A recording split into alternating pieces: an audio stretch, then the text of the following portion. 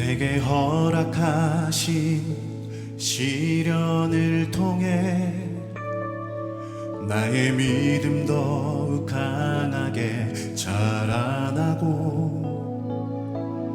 험한 산과 골짜기 지나는 동안 주께 더 가까이 나를 이끄시네.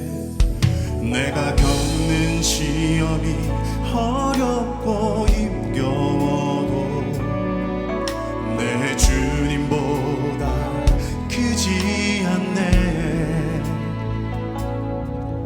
내 앞에 바다가 갈라지지 않으면 주가 나로 바다 위 걷게 하리. 나는 믿네. 주의 능력으로 내 삶 새롭게 되리. 나는 믿네. 주의 능력으로 담대히 나가리라. 주와 함께 싸워 승리하리라. 날마다 믿음으로 나 살아가리. 주님, 우리가 시험 가운데 빚어지기를 원합니다. 주님이 인정하시는 겸손, 칭찬하시는 성숙의 사람 되기를 원합니다. 우리를 깨닫게 하시고 오늘 이 시간 가르쳐 주시옵소서. 우리 다시 한번 함께 찬양할까요? 내게 허락하신 시련을 통해 나의 믿음 더욱 강하게 자라나고 험한 산과 골짜기 지나는 동안 주께 더 가까이 나를 이끄시네. 내가 겪는 시험이 어렵고 힘겨워도 내 주님보다 크지 않네. 내 앞에 바다가 갈라지지 확신 가운데 선포하십시오. 주가 나로 바다 위 걷게 하리. 아멘. 나는 믿네. 주의 능력으로 내 삶 새롭게 되리. 나는 믿네. 주의 능력으로 담대히 나가리라.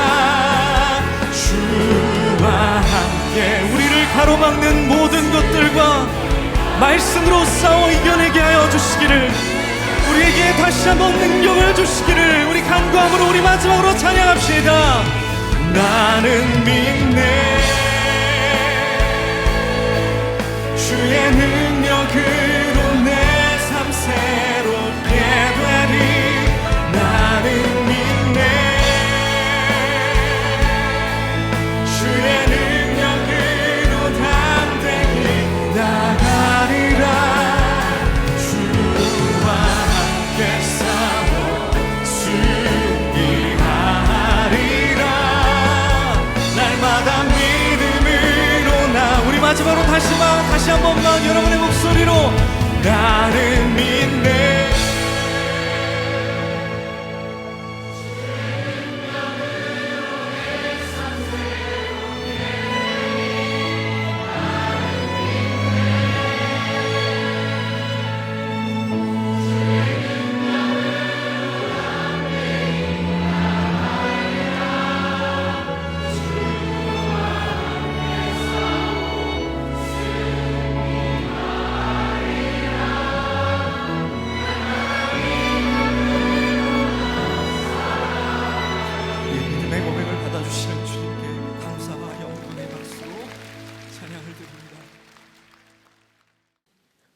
오늘 우리에게 주시는 하나님의 말씀은 역대하 7장 14절입니다.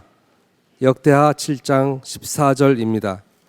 내 이름으로 일컫는 내 백성이 그들의 악한 길에서 떠나 스스로 낮추고 기도하여 내 얼굴을 찾으면 내가 하늘에서 듣고 그들의 죄를 사하고 그들의 땅을 고칠지라. 이는 살아계신 하나님의 말씀입니다. 아멘. 오늘 여러분들과 함께 믿음 생활 잘하기라고 하는 제목으로 말씀을 나누려고 합니다. 여러분들에게 한번 물어보겠습니다. 믿음 생활 잘하고 싶어요? 대충 하고 싶어요? 잘하고 싶어요. 오늘 말씀이 중요하겠어요? 안 중요하겠어요? 중요해요. 잘 들어야 되겠어요? 대충 들어야 되겠어요? 잘 들어야 되겠어요. 근데 보통 때보다 지금 시간이 굉장히 많이 갔어요. 설교 시간이 좀 짧아질 것 같은데 모르겠어요. 언제 끝날지 몰라요. 그러니까 오늘은 마음 편하게 앉아 계시면 돼요. 자, 믿음 생활 잘하기. 오늘 본문 말씀을 통해서 저는 이 부분만 집중해 보려고 합니다. 스스로 낮추고 기도하여 내 얼굴을 구하면, 그러면 우리 믿음 생활 잘할 수 있다. 오늘 여기 예배 드리는 분들 중에, 말씀을 듣는 분 중에 내 인생의 위기라고 생각하는 분이 있을지 몰라요. 우리들이 믿음으로 해결을 해야 되는데, 믿음으로 이겨내야 되는데 쉽지 않은 일들, 위기. 언젠가 리서치 전문가가 저한테 그런 얘기를 했습니다. 지금까지 인류가 살아오는 동안 위기가 닥칠 것이다 라고 예견했던 그 위기는 한 번도 오지 않았다는 거예요. 만일 우리들이 생각했던 위기가 왔다면 지금 인류는 존재하지 않았을 겁니다. 제일 중요한 게 뭔지 아세요? 위기를 직감하는 겁니다. 그리고 우리들이 위기를 직면한다고 하는 것은 두려움입니다. 우리들에게 진짜 귀한 복이 있다. 하나님이 우리들에게 두려움을 주셨다는 거예요. 두려움이 없다면 우리는 하나님을 찾지 않을 겁니다. 그런데 이 두려움 가운데 우리들이 믿음 안에서 우리들이 스스로 낮추고 기도하여 하나님의 얼굴을 구하면 그 믿음으로 우리들이 살 수 있다고 말씀하고 있어요. 저는 이 믿음이라고 하는 것은 일정 부분 훈련에 대한 부분이라고 생각하거든요. 우리가 어떻게 하나님의 얼굴을 구하며 살아갈 수 있을까? 저에게 떠올랐던 말씀이 히브리서 12장 2절 말씀인데, 믿음의 주여 또 온전케 하시는 이인 예수를 바라보자. 예수를 바라보자라는 부분이 NIV 성경에 보면 이렇게 되어 있어요. 네, Let us fix our eyes on Jesus. 우리의 눈을 예수께 고정하자, 이렇게 되어 있거든요. 제가 이 말씀을 보다가 이런 이미지가 생각이 났습니다. 요즘 스마트폰으로 사진을 찍으면 인물 사진 찍는 기능이 있습니다. 그렇죠? 인물의 포커스를 딱 맞추고 찍는 건데, 제가 2019년에 성지순례 가서 찍었던 사진이 있는데 한번 보세요. 아, 이게요, 제가 그 인물 사진을 찍을, 이 사람이 누군지 혹시 아시겠어요? 제 아내입니다. 제 아내인데, 제가 이 인물 포커스를 찍는다고 이렇게 딱 찍었는데 모르고 얼굴이 아니라 저 뒤에다 찍었습니다. 그랬더니 뒤에가 선명하게 나오고 앞에가 이렇게 흐리게 나온 거죠. 또 하나 사진? 제가 우리 M 클래식과 함께 같이 가서 이제 연주할 때였는데, 제가 이제 첼리스트한테 이렇게 초점을 포커스를 딱 맞추고 찍었더니 다른 연주하는 사람들은 좀 흐리게 나요. 하나 더 있는데, 제가 또 이렇게 가다가 그 여행 안내하는 가이드가 이스라엘은 들의 백합화를 보라라고 했을 때, 들의 백합화가 우리가 생각하는 백합화가 아니라 저 양귀비꽃처럼 생긴 거라 그러더라고요. 그래서 제가 이거 찍어와서 교인들한테 보여줘야 되겠다. 그래서 여기다가 포커스 온을 하고 뒷부분은 흐리게 해서 사진을 찍었습니다. 저에게 이런 이미지였어요. 예수님께 우리의 시선을 고정한다라고 하는 것은 다른 부분들이 흐려지는 것이고, 우리들이 잘못 다른 것에 고정하면 주님의 얼굴을 우리들이 바라볼 수 없는 것. 그래서 믿음 생활을 잘한다고 하는 것은 어떻게 하면 주님 앞에 우리들이 포커스온 할 수 있는가. 그런데 이것을 성경은 뭐라고 얘기한다고요? 스스로 낮추고 기도하여 얼굴을 구해라. 자, 제가 얼마 전에 그 BTD에서 영성훈련을 마치고 간증하는 어떤 분의 이야기를 듣게 됐어요. 이게 2장이 넘어갔네. 자,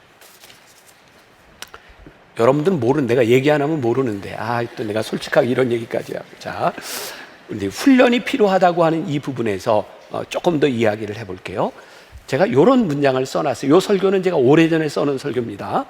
기다림의 시간이 있을 때 응답이라는 열매가 찾아온다. 멋지지 않아요? 그리고 조금 전에 우리들이 티저 영상에서 보였던 변화산에 대한 것하고 너무 잘 맞아 들어갑니다. 하나님이 기가 막히게 우리들에게 믿음에 대한 훈련을 준비시키시고 있구나. 기다림의 시간이 있을 때 응답이라는 열매가 찾아온다. 토미 테니가 쓴 다윗의 장막에 보면 이런 글이 나와요. 마가의 다락방 사건 때 갑자기 하나님께서 문을 여시고 아래로 임하셨다. 성령 강림 사건입니다. 이것이 우리가 원하는 것이지요. 그런데 하나님의 갑자기는 사람의 기다림이 없이는 기대할 수 없는 것입니다. 우리가 하나님 앞에 시선을 고정하고 때로는 우리들이 기다림의 시간을 통하여 우리들의 하나님의 역사를 경험하게 됩니다. 그때 우리는 믿음이 무엇인지를 우리들이 또 경험하게 되는 거죠. 사실 우리의 믿음은 늘 우리들이 믿음이 필요하다고 생각하지만 평시에는 그렇게 믿음의 필요성을 느끼지 못해요. 우리의 인생의 위기를 만날 때 이 믿음이 어떠한지가 드러나게 되는 거죠. 믿음의 척도, 우리의 믿음이 어떠한가? 저는 하나님의 얼굴을 기다릴 때 우리의 믿음이 어떠한 것이 드러난다는 생각이 들어요. 스스로 낮추고 겸손하게 주님의 뜻을 바라본다. 그런데 이렇게 겸손한 믿음이 있는가 하면 교만한 믿음이 있는 거죠. 교만한 믿음은 뭐냐면 스스로 낮추고 하나님을 바라보는 것이 아니라 내 자의적인 바람을 가지고 하나님을 바라보는 거예요. 기도를 하는데 하나님의 얼굴과 하나님의 뜻을 구하는 것이 아니라 내가 원하는 것들을 하나님께 구해요. 우리들이 의도적으로 잘못된 것은 구하지 않습니다. 예를 들어서 오늘 지금 여러분들이 예배를 드리고 있는데 말씀을 들으면서 하나님, 제가 오늘 말씀을 듣고 나가서 죄를 짓도록 도와주세요. 혹시 이렇게 기도하는 분이 있을까요? 없어요. 우리는 죄 짓겠다고 기도하지 않습니다. 근데 이 믿음이 엇나가는 것은 우리들이 자의적으로 죄를 지으려고 하기 때문이 아니라 우리들이 잘못 구하기 때문일 때가 많이 있어요. 예를 들면 또 이런 거죠. 하나님, 우리 가정에 문제가 있습니다. 제 남편만 바뀌면 우리 가정이 편안할 것 같아요.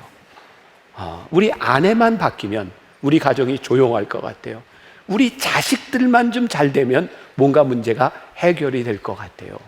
제가 왜 자의적인 기도라고 이야기하냐면 늘 나를 중심으로 누군가가 바뀌어야 되겠다고 기도할 때 하나님이 우리의 인생에 개입하시지 못해요. 왜?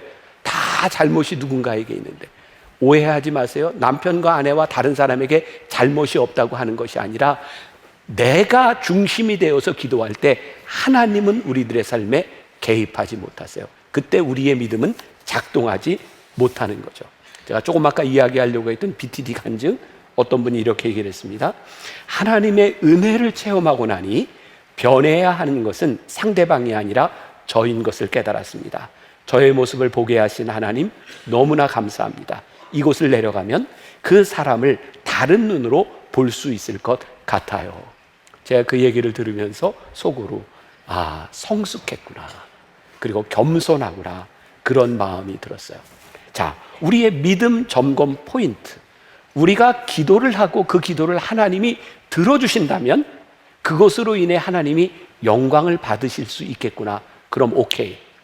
우리가 기도를 하고 하나님께서 들어주셨을 때 그것으로 인해 내가 사는 이 세상 하나님의 나라가 도래하고 있어 라고 생각한다면 오케이입니다.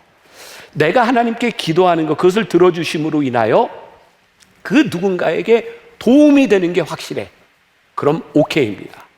내가 기도하는 것을 들어주심으로 인해서 내 내적인 영이 성장하고 있어 라고 말할 수 있다면 그것은 올바른 기도를 하고 있는 겁니다. 그런데 우리의 기도와 우리의 믿음의 동기가 잘못되면 우리가 열심히 신앙생활하고 열심히 기도하는 것으로 인해서 믿음의 궤도를 이탈하고 하나님과 멀어질 수 있는 거예요. 제가 여러분들에게 참 많이 이야기하는 거잖아요.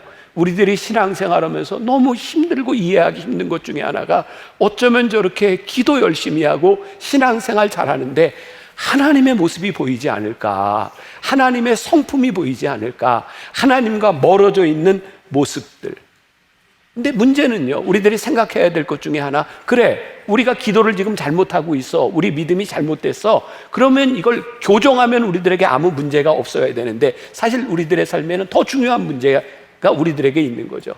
내가 신실하게 기도하고 하나님 앞에 틀리지 않은 그런 신앙생활을 하고 있는 것 같은데, 하나님, 제가 믿음 생활 잘하고 하나님 앞에 쓰임 받을 수 있도록 하나님 제 질병을 고쳐주세요. 이 기도가 뭐가 잘못됐을까요?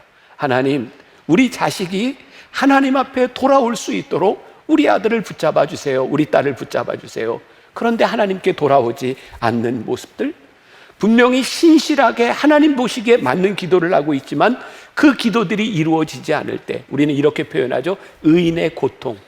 내가 왜 믿음 생활 제대로 하고 의롭게 살아가는데 우리들에게 이 고통이 끊이지 않을까. 예전에 그런 뉴스들 종종 보셨을 것 같아요. 어떤 어머니가, 할머니가 한 번도 빠지지 않고 새벽 예배를 다니시는 분인데 그분이 새벽 예배를 갔다가 돌아오다가 교통사고로 돌아가셨어요. 하나님, 왜 이런 일을 행하시는 걸까요? 이전에 그런 뉴스 또 많이 봤어요. 여름에 수련회 때가 되면 어느 교회에선가 아이들이 물가에 가서 놀다가 물에 빠져 죽었어요. 하나님, 그냥 놀러 간 것도 아니고 교회에서 은혜 받겠다고 수련회를 갔는데 왜 그런 일이 일어나는 건가요? 이해할 수 없는 일들인 거예요. 성경에 보니까 베드로는 옥에 갇혔을 때 기도하는 사람들의 기도를 들으시고 하나님이 풀어주셨는데 왜 야고보는 옥에서 죽임을 당해야 했을까요? 하나님, 스데반은 왜 사람들의 돌에 맞아 죽어야 됐을까요? 아니, 사도 바울은 왜 끝까지 그의 몸에 가시를 담고 살아가다가 로마의 감옥에서 목이 잘려 죽여야 했을까요? 하나님은 그것이 의인이 당해야 되는 고통에 대한 문제인가요? 오래전 저희 교회가 남아프리카 공화국에 그 학교를 세워주는 일을 위해서 한샘치고 헌금을 한 적이 있어요. 그때 거기에 있던 김종호 선교사님, 너무 착한 선교사님이라 저한테 한 번도 도와달라는 이야기 하지 못하고 혼자 힘으로 학교를 짓고 자기 손으로 목수일을 하고 페인트 칠을 하다가 집으로 돌아오는 길에 차를 운전하고 하다 심장마비로 차 안에서 죽었어요. 그게 너무 안타까웠어요. 하나님, 왜 그런 일이 일어나야 되나요? 그런데 우리는 그 선교사님의 죽음 때문에 거기 남아있는 선교사님을 도와서 우리가 한샘치고 헌금을 하고 거기에 학교가 세워졌어요. 사도 바울이 목이 잘려 죽었지만 하나님의 역사는 끝나지 아니하고 그가 옥에서 썼던 편지를 통하여 하나님의 역사는 계속해서 이루어지고 있었어요. 우리들에게 해결되지 않는 고난에 대한 문제, 의인의 고통에 대한 문제, 이게 우리들이 해결이 되지 않는데 하나님의 역사 가운데서는 그 고통의 일들이 한 번도 끊이지 아니하고 하나님의 역사 가운데 일어나고 있었어요. 제가 지난해에 썼던 하나님의 시선, 그 책에 이제는 설명됩니다라는 섹션에서 제가 이런 글을 썼습니다. 오스왈드 챔버스에 의하면 하나님은 우리의 모든 기도에 응답하실 필요가 없습니다. 하나님의 목적은 우리의 기도에 응답하시는 것이 아니라 우리의 기도를 통해 하나님의 마음을 분별하시도록 만드시는 것입니다. 여러분, 우리들의 삶에는요, 육적인, 영적인 우리들이 설명할 수 없는 일들이 참 많이 있습니다. 근데 제가 여기서 설교를 하면서 지난주, 지지난주에도 계속 믿음에 대한 설교를 하면서 저는 너무 감사한 게 있다. 하나님은 내 기도에 다 응답하시지 않았어요. 아니, 응답하시지 않은 게 참 많았어요. 그런데 응답하시지 않은 그 응답되지 않은 기도 가운데서 저는 하나님의 인도하심을 봐요. 아, 하나님이 나를 이렇게 인도하시는구나. 제가 교회에서 그런 얘기를 참 많이 합니다. 우리 장로님들이나 목회자에게 무슨 일이 하고 싶으면 해, 바로 해. Just do it right now. 이런 말을 제가 많이 하잖아요. 해. 왜냐하면 하나님이 원치 않으시면 하나님이 막으셔. 여러분, 하나님이 우리의 인생의 계획 가운데 우리를 인도하신다는 것은 우리를 무기력하게 만드시는 것이 아니라 하나님의 뜻 가운데 우리들이 기도하고 나갈 때 하나님의 뜻과 하나님의 목적이 무엇인지를 분별하도록 하신다는 거예요. 기도는 우리의 이기적인 동기에서 하는 것이 아니라 우리들이 하나님 앞에 기도할 때에 하나님의 뜻이 무엇인지를 우리들이 분별하게 되는 거다. 지난 명절 때 제가 검은 수녀들이라는 영화를 보았어요. 송혜교가 나오는 구마 의식을 하는, 귀신을 내쫓는 그런 내용이었어요. 물론 여기에 영적인 것과 샤머니즘이 결합한 그런 형태였는데, 마지막에 송혜교가, 이 수녀가 사람들을 구하기 위해서 악마를 자기의 자궁 속에 불러들이고 불 속에 들어가서 죽습니다. 얼마나 숭고한 죽음이에요.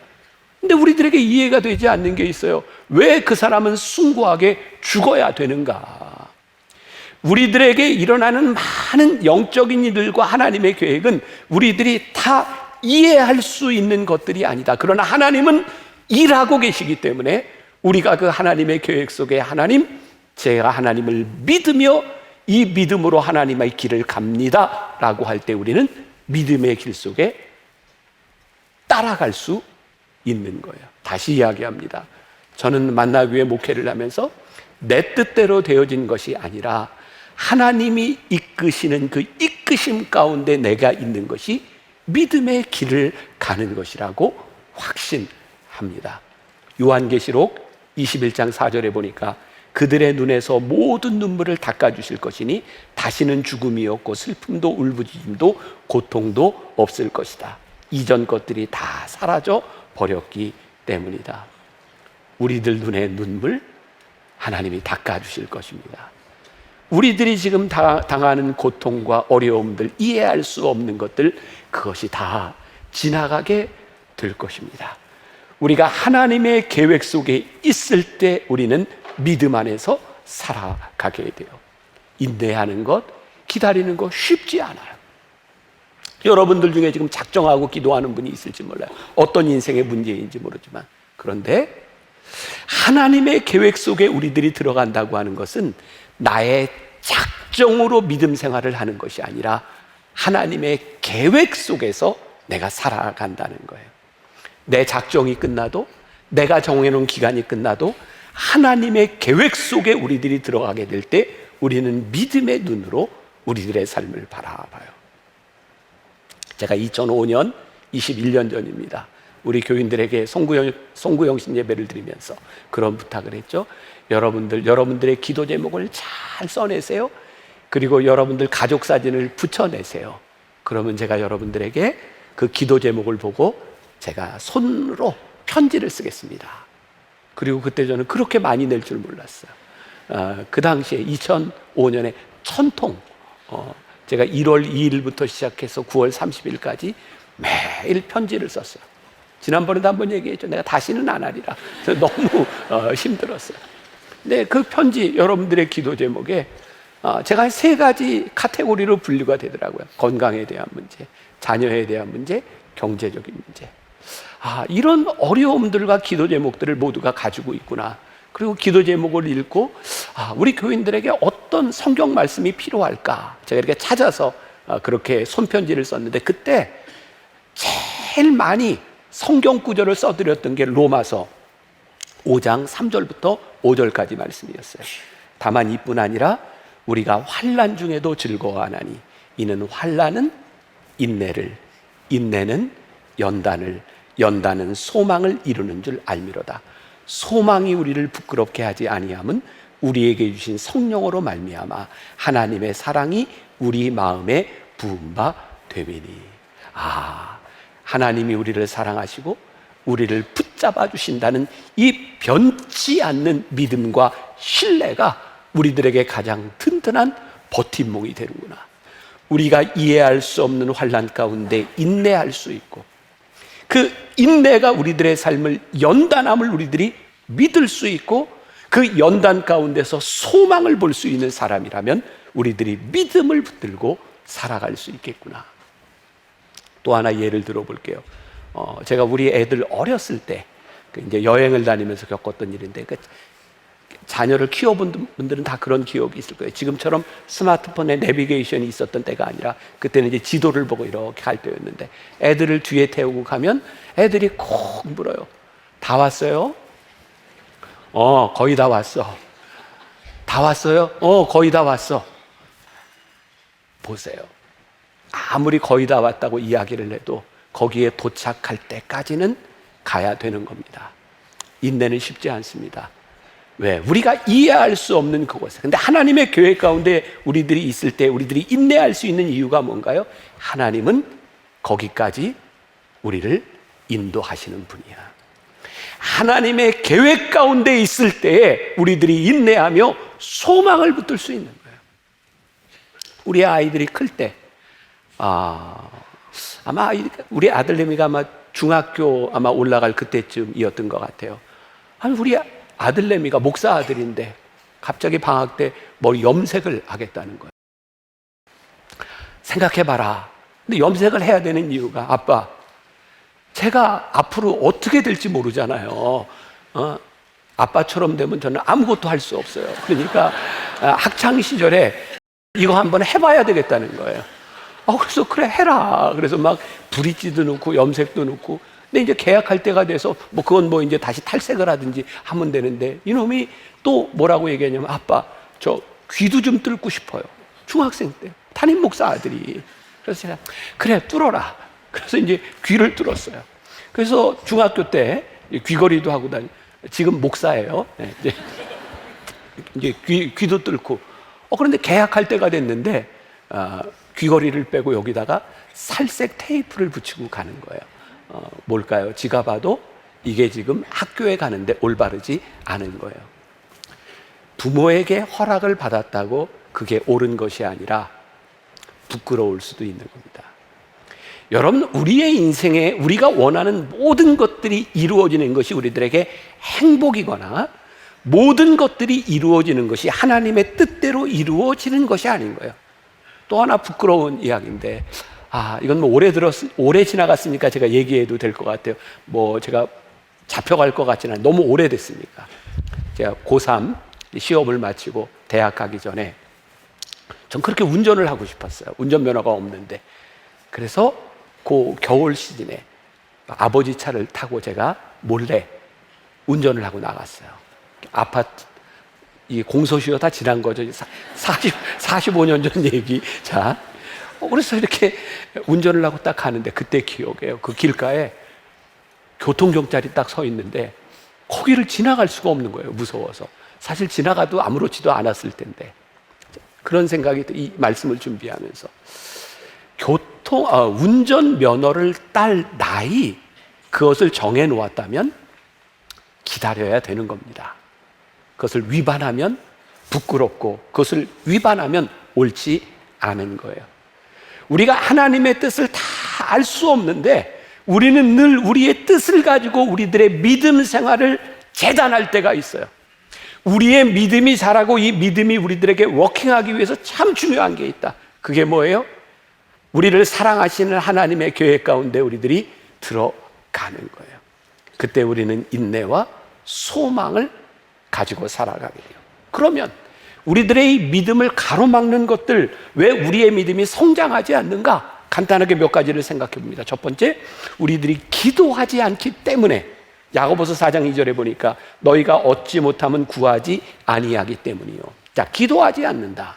이 말은 우리들이 아무것도 하지 않는다가 아니라 하나님 앞에 언제부터인가 기도에 대한 동기가 없어지고 기도하지 않는, 열심히 하지 않는 모습들, 그 이유는 무엇일까? 또 우리 신앙인들 가운데 믿음 있는 척하는 사람들이 꽤 있어요. 권사님, 저를 위해서 기도해 주시겠습니까? 또 누구한테 가서 상담해요. 저에게 무슨 일이 있는데 이건 어떻게 해야 될까요? 또 이 신앙서적도 열심히 읽어요. 제가 이 책을 참 열심히 읽고 있어요. 보면 믿음이 괜찮은 것 같은데 기도하지 않아요. 우리를 속이는 사람들이 많습니다. 우리의 믿음이 자라지 않는 거예요. 그런데 그 마음 속에 보면 기도하지 못하는 그 마음 가운데 거절감에 대한 상처들이 있습니다. 언젠가 내가 하나님께 기도했는데 하나님은 내 기도를 들어주시지 않는 것 같아. 내 기도가 안 돼. 그 거절감으로 인하여 하나님께 기도하는 것을 두려워하는 사람들이 있어요. 또 예를 들어볼까요? 우리 애들 키울 때 이제 밥을 먹을 때면 맛있는 반찬이 있을 때가 있잖아요. 그러면 저하고 제 아내는 늘 그랬던 것 같아요. 너희들 이 맛있는 건 누가 먼저 먹어야 돼? 엄마 아빠가 먼저 먹어야지. 너희들은 살 날이 많잖아. 엄마 아빠는 먼저 죽어. 그러니까 맛있는 건 엄마 아빠가 먼저 먹는 거야. 아이들한테 뭘 가르쳐 주고 싶었냐면 좋은 건 부모님, 어른들이 먼저 먹어야 되는 거야. 아이들을 사랑하지 않기 때문일까요? 아니에요. 저는 아이들이 자기들만을 위하면서 자라면 안 된다고 생각했어요. 어쩌면 아이들에게 상처일지 몰라요. 엄마 아빠는 우리들에게 맛있는 거 먹지 못하게 해? 부모의 사랑이 없어진 걸까요? 그렇지 않아요. 여러분들의 기도가 하나님 앞에 거절됐을 때 하나님이 우리를 사랑하시기 때문에 거절하시는 이유들이 있어요. 우리들은 이해하지 못해요. 거절감 때문에 우리들이 하나님 앞에 기도하지 못한다면 우리의 믿음이 성장하지 않는다. 하나님은 우리의 아버지시고 하나님은 우리를 사랑하시는 분이기 때문에 우리들이 하나님 앞에 기도할 때 우리의 믿음이 성장해 간다. 또 하나 문제가 뭐냐? 죄로 오염되어서 하나님과 우리들 사이에 담이 있을 때 우리의 믿음은 성장하지 못해요. 이사야 59장 2절 같이 한번 봅니다. 오직 너희 죄악이 너희와 너희 하나님 사이를 갈라놓았고 너희 죄가 그의 얼굴을 가리어 너희에게서 듣지 않으시게 함이니라. 무서운 말씀이에요. 죄가 우리들 사이에 가로막혀 있으면 하나님이 우리의 기도를 듣지 않으실 뿐만 아니라 우리들의 믿음이 성장하지 않아요. 여러분들이 오늘 말씀을 듣고 일주일을 가서 생활하면서 여러분들이 깊이 묵상해야 될 부분이에요. 하나님, 왜 제 믿음이 자라지 않고 하나님과의 관계가 해결되지 않습니까? 여러분들과 하나님 사이에 이 믿음의 벽이 있어요. 하나님께 가까이 가지 못하게 하는 벽이 있어요. 하나님의 성품을 닮아가지 못하게 하는 벽이 있어요. 성경은 우리들에게 뭐라고 말씀하세요? 내가 그 벽을 허물지 아니하면 하나님께서 우리의 기도에 응답하시지 않는다는 거예요.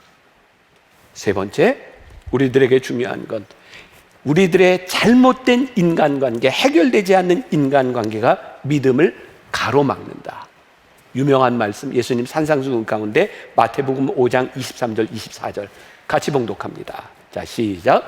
그러므로 예물을 제단에 드리려다가 거기서 내 형제에게 원망 들을 만한 일이 있는 것이 생각나거든 예물을 제단 앞에 두고 먼저 가서 형제와 화목하고 그 후에 와서 예물을 드려라. 이렇게 해석해 볼까요? 믿음이 있다면 예물을 제단에 드리기 전에 앞서서 형제와 먼저 화해해. 형제에게 원망 들을 만한 말이 있거나 아직도 다툼 가운데 있으면서 예배하는 것은 거짓 예배야. 내 믿음이 성장하지 않아. 관계가 회복되지 않으면 죽은 믿음입니다. 우리 모두가 완전할 수 없지만 우리들이 노력해야 되는 거예요. 어제 토요 예배 때 저 맨 끝에 제 아내하고 제 딸이 저기 앉아 있었어요. 제가 관계가 회복되지 않고 제 딸과 아내의 얼굴을 볼 수 없는 상태에서 제가 여기에서 설교하고 있다면 그게 죽은 믿음 아니겠습니까? 자, 저희 가정에 아무 문제가 없다거나 다툼도 없다거나 그런 이야기를 하는 게 아니에요. 그런데 그런 마음으로 해결되지 않고 여기에 선다면 이게 죽은 믿음이 아니겠는가? 여러분들이 오늘 예배를 드리러 이 자리에 나와 있는데 우리들이 회복되지 않은 관계를 가지고 우리들이 하나님 앞에 있다면 우리들이 죽은 믿음으로 여기에 나와 있는 것은 아닌가? 베드로전서 3장 7절에 유명한 말씀이 있죠. 남편들아, 이와 같이 지식을 따라 너희 아내와 동거하고 그를 더 연약한 그릇이요 또 생명의 은혜를 함께 이어받을 자로 하라. 귀히 여기라. 이는 너희 기도가 막히지 아니하게 하려 함이라. 기도가 막히지 아니하게 하려 함이라. 되게 무섭고 힘든 말씀이죠. 조금 쉬운 위로의 말씀을 하나 드릴게요. 로마서 12장 18절과 19절. 할 수 있거든 너희로서는 모든 사람과 더불어 화목하라. 내 사랑하는 자들아, 너희가 친히 원수를 갚지 말고 하나님의 진노하심에 맡겨라. 기록되었을 때 원수 갚는 것이 내게 있으니 내가 갚으리라고 주께서 말씀하시니라. 할 수 있거든. 조금 마음이 편하죠? 할 수 있거든. 근데 이 말은 그냥 네가 할 수 있거든 대충 해라 라고 하는 것이 아니라 네가 할 수 있는 한 최선을 다해라. 화목은 우리의 몫이 아니에요. 우리가 무슨 재주로 화목시킬 수 있겠어요? 그러나 할 수 있거든 우리들이 용서할 수 있어요. 화목은 하나님의 몫이에요. 이제는 말할 수 있다.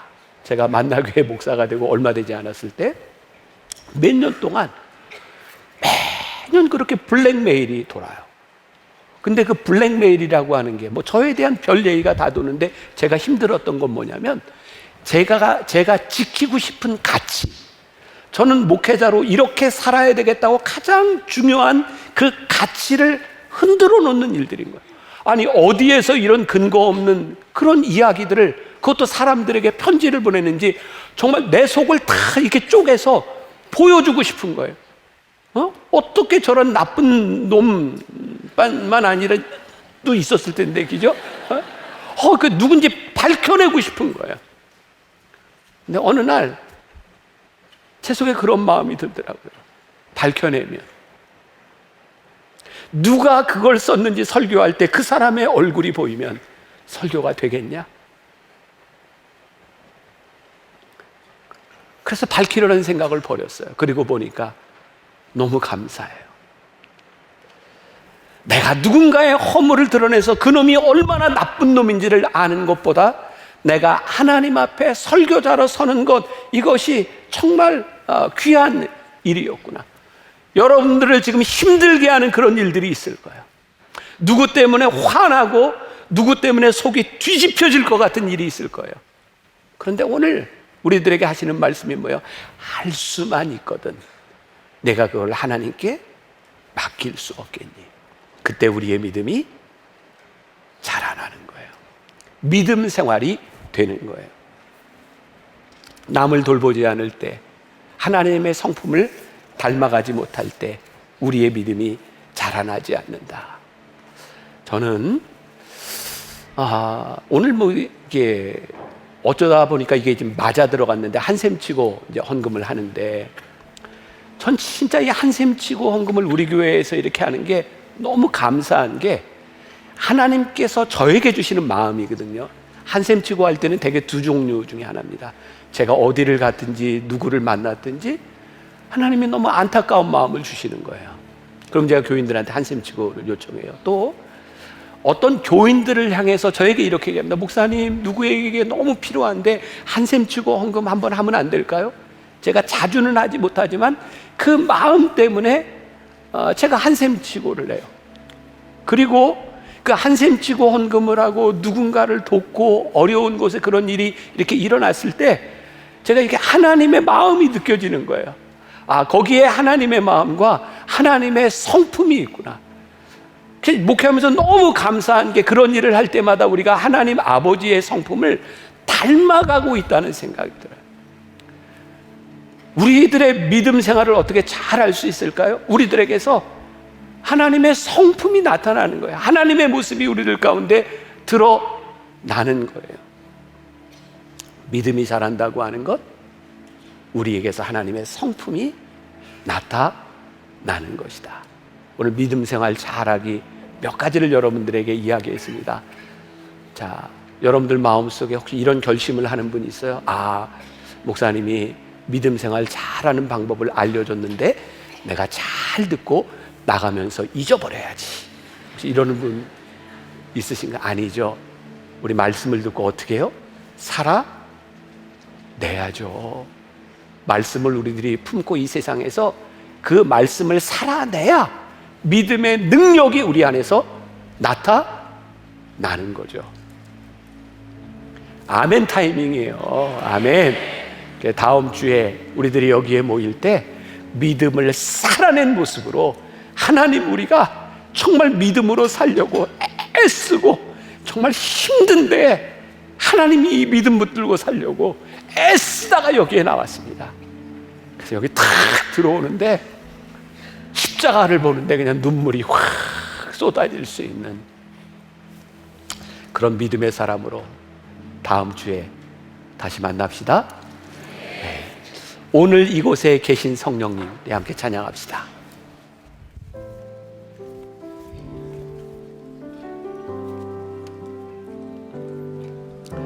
오늘 이곳에 계신 성령님, 우리에게 말씀하시고 우리를 가르치소서. 다시 우리 맘 열어주시오.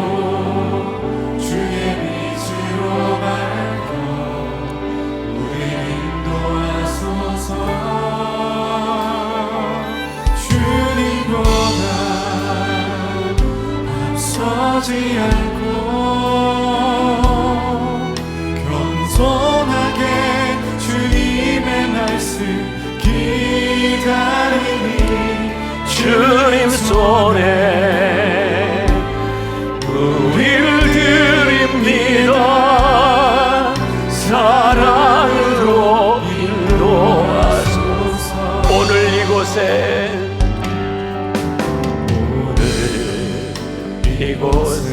성령님 우리의 마음을 다스리시고 하나님을 앞서가지 않게 하여 주옵시고 주의 얼굴을 구하는 믿음의 사람들이 되게 하여 주시사. 하나님 내 안에 역사하시는 하나님, 나를 이끌어 주시는 하나님 붙들고 나아가는 믿음의 사람들이 되게 하여 주옵소서. 우리를 인도하소서. 주님 우리를 붙잡아 주소서. 역사하소서. 앞서지 않고 겸손하게 주님의 말씀 기다리니 주님 손에 우리를 드립니다. 사랑으로 인도하소서. 주님보다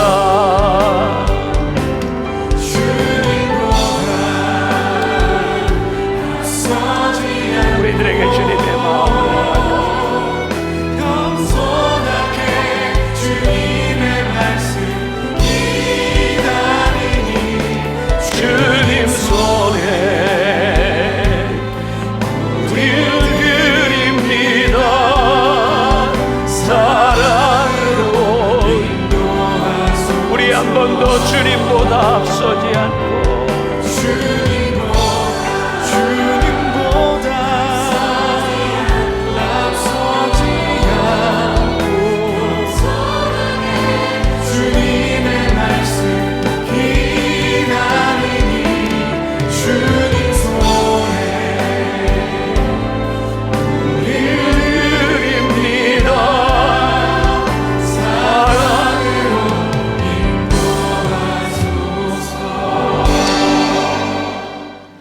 지금은 우리 주 예수 그리스도의 은혜와 하나님 아버지의 무한하신 사랑과 성령의 인도하심이 믿음으로 살기를 소원하며 이 세상으로 나가는 당신의 사랑하는 모든 백성들 위해 지금부터 영원까지 함께 하시기를 간절히 축원하옵나이다.